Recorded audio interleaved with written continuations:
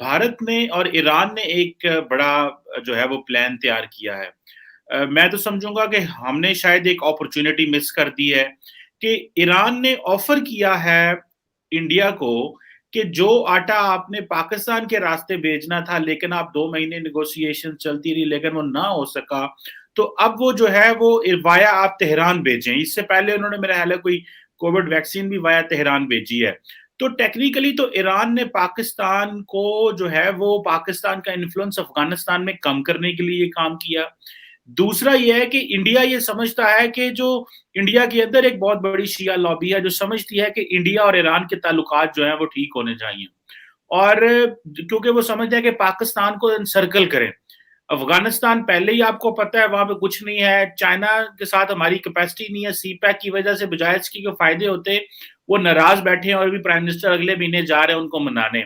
India से वैसे मामलात ख़राब है, तो आप इस सारे प्रोसेस सिनेरियो को कैसे देखते हैं, जो ईरान ने बेसिकली इंडिया को ऑफ़र किया कि आटा वो वाया तेहरान भेजे, गो कि उनको महँगा पड़ेगा।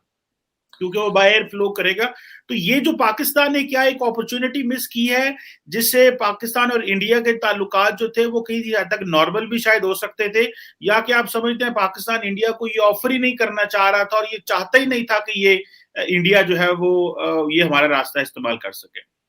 जी, बस एक ब्लंडर है, ब्लंडर में ब्लंडर, और उन्हीं ब्लंडरों में से एक ब्लंडर ये भी है। मैं इसकी बैकग्राउंड भी थोड़ा सा आपके देखने वालों को मेंशन करना चाहूंगा कि जब ये बातें शुरू हुई कि 50 टन गंदम यहां से अफगानिस्तान जाएगी, पहली शर्त इन्होंने या तो फिर रिफ्यूज कर दो, ब्लंटली कह दो नहीं जी हम नहीं करेंगे, हमारा सिक्योरिटी मैटर।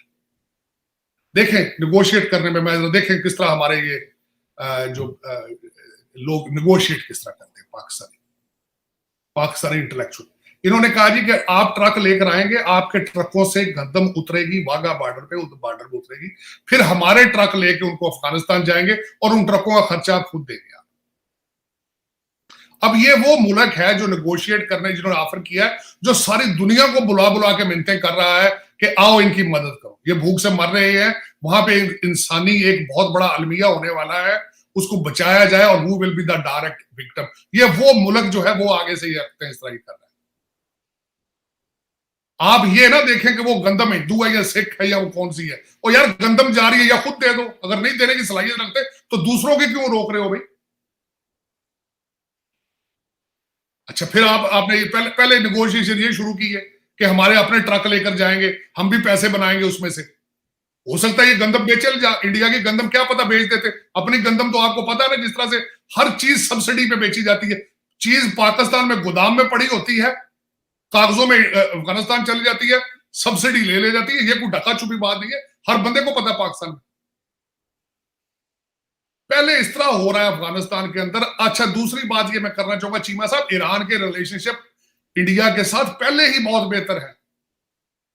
उन्होंने अपनी पूरी एक उन्होंने आपको पता है वो अपनी एक चाबा उन्होंने लीज पे दी हुई थी अपनी एक बंदरगाह, उनके साथ उनके रिलेशनशिप पहले ही बहुत बेहतर है।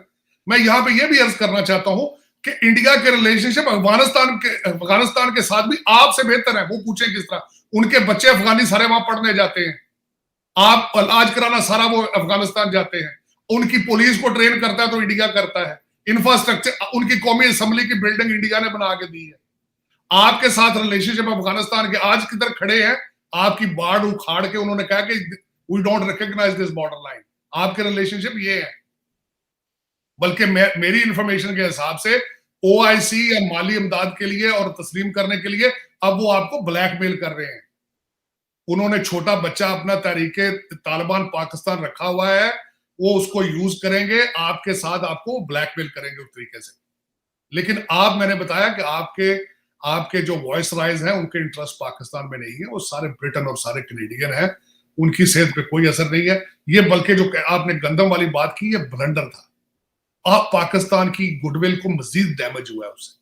आप एक फिक्रा शुरू में कह देते नहीं जी हम नहीं कर सकते, इसको इतना जो आपने ड्रैग किया है, आपने जितने बुरे तरीके से नेगोशिएट किया है, आपका चेहरा असली दोबारा कौम को, सारी दुनिया को नजर आ रहा है कि आप किस तरीके से चीजों को पोल्यूट कर देते हैं और किस तरीके से अपना उसमें से कोई इस तरह का एक अपना एक, मुझे तो कोई नजर नहीं आता कि इसमें से कोई इनका कोई इंटरेस्ट था, कोई इनमें हम इस तरह करेंगे तो पाकिस्तान की गुडविल बेहतर हो जाएगी, इसमें से मुझे तो कुछ भी, हाँ लेकिन ये है कि ईरान का इन्फ्लुएंस पहले भी इंडिया के साथ बहुत बेहतर था।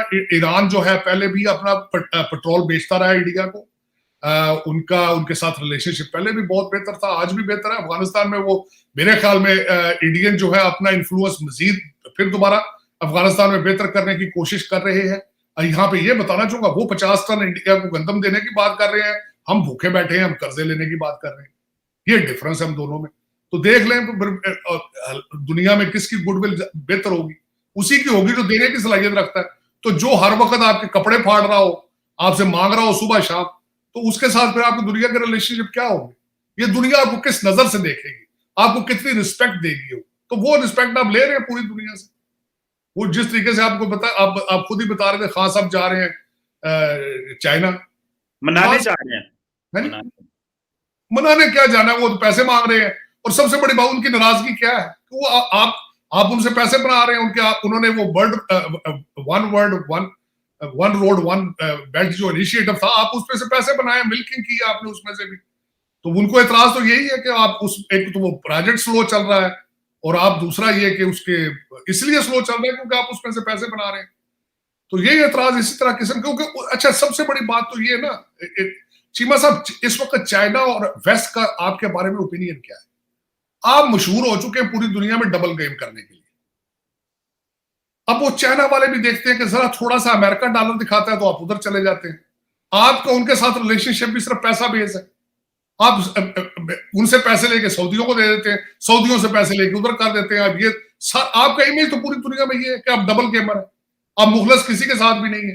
अब जो भी करते हैं तो आप ड्रोन अटैक भी करते रहो, हम मजम्मत भी करते रहे, आपकी पॉलिसी ये है हमेशा हर गवर्नमेंट। मुझे तो मेरे लिए लम्हा फिक्रिया इस वक्त एज ए पाकिस्तानी अमेरिकन ये है चीमा साहब, हमारा आगे मुस्तकबिल क्या है? हमने एक ऐसा रियासत मदीना का ठेकेदार तो ट्राई कर लिया, वो तो नहीं चला। अब आगे हमारा क्या मुस्तकबिल है? आगे हमें कौन रेस्क्यू करेगा? कोई इंस्टीट्यूशन है पाकिस्तान में बचा है जो इतनी गुडविल रखता हो जो हमें बचा सके? कोई इस तरह की विल रखता हो? वो लीडर कहां से लाएंगे? वो इस तरह एक नया चेहरा कहां से आएगा वो, एक जो पाकिस्तान को बचाएगा? एक नए ट्रक की बत्ती किस तरह से? मुझे पता है इस वक्त जो पाकिस्तान के ठेकेदार हैं जो सारे बैठे हैं, वो यही सोच रहे हैं, अब नए ट्रक की बत्ती ढूंढ रहे हैं, कौन सी बत्ती दिखाएं इनको कि जिनके पीछे पाकिस्तान को लगाया जाए। लेकिन ये इस वक्त पूरा पाकिस्तान कंफ्यूज है, मायूस है, और वो कहते हैं ना कि वो बेचारे डिप्रेस, मैं खुद डिप्रेस हूं वॉशिंगटन डीसी में, अपने मादरे मिल्लत की देखता हूँ हालात जिस तरीके से सिसक के। मेरा मकसद है कि आप किस तरीके से IMF के पांव में पड़े हुए हैं, किस तरह मिनी बजट दे रहे हैं, किस तरह आप चाइना को मनाने मिन्नतें तरले करने जा रहे हैं, किस तरीके से आपका कर्ज की आपकी रेशो इतनी बढ़ चुकी है कि आपके हालात किस साइड से कहां जा रहे हैं। करप्शन, खान साहब ने कहा था, मुझे आज तक, मैं उसका आखिरी अब ये बात करना चाहूंगा, उन्होंने कहा था कि 10 से 12 अरब रुपए की करप्शन डेली बेस पे होती है। मैं सिर्फ ये रोक लूंगा तो हमें तो बाद के कर्जे चाहिए। वो खान साहब को वो या तो उनकी याददाश्त बहुत कमजोर है, तो यहां फिर मेरा मकसद इंटरेस्टेड ही नहीं है। वो मेरे समझ से बाहर है कि ये चीजें क्या हो रही हैं। उनको अच्छा फिर क्या कह देते हैं उनको लाने वाले भी तो पाकिस्तानी ही यार, वो कौन से फ्रेंच थे? वही सोच लें कि अब आगे हम किधर जाएंगे। अब 180 से डॉलर आगे कहां जाएगा? अब क्या चाहते क्या? मुझे तो ये नहीं समझ आती, सिर्फ यही बता दें हम चाहते क्या है। इस पे भी ना सिर्फ मैं कंफ्यूज हूं, वॉशिंगटन डीसी भी कंफ्यूज है, नर्वस है बेचारा, वो भी कोई समझ नहीं आती। उनको भी डीसी वाले भी बेचारे समझते हैं कि यार अब ये क्या करेंगे। ये ऐसे नॉन प्रेडिक्टेबल है कि जाते सिर्फ डॉलर के पीछे, और तो तीसरा इंटरेस्ट ही कोई नहीं।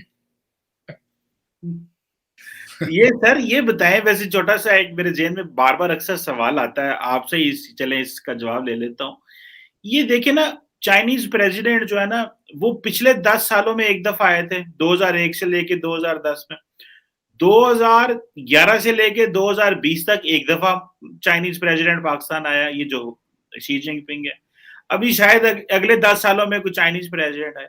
ये हमारे प्राइम मिनिस्टर जो हर रोज भागे होते हैं, 8 दफा तो इमरान खान साहब जा चुके हैं, कोई 15 दफा नवाज शरीफ गए थे, उससे पहले 15 दफा जो जरदारी साहब गए थे। ये क्या लेने जाते हैं वहां पे? वो तो आते नहीं है सर, ये क्या चक्कर है? ये क्या जी चीमा साहब, लेने वाले जाते हैं, देने वाले थोड़ी जाते हैं। देखो ना, चौधरी तो नहीं ना जाना किसी मुसल्ली के घर, मुसलिया में काम में जाना चौधरी ने कहा, चौधरी क्यों आएगा भाई? जब मांगने वाले जाते देने वाले तो नहीं जाते। अच्छा दूसरी बात है, आप हर चीज डिलीवर कर देते हैं उनके आने के बगैर ही, तो उनको आने की क्या जरूरत है?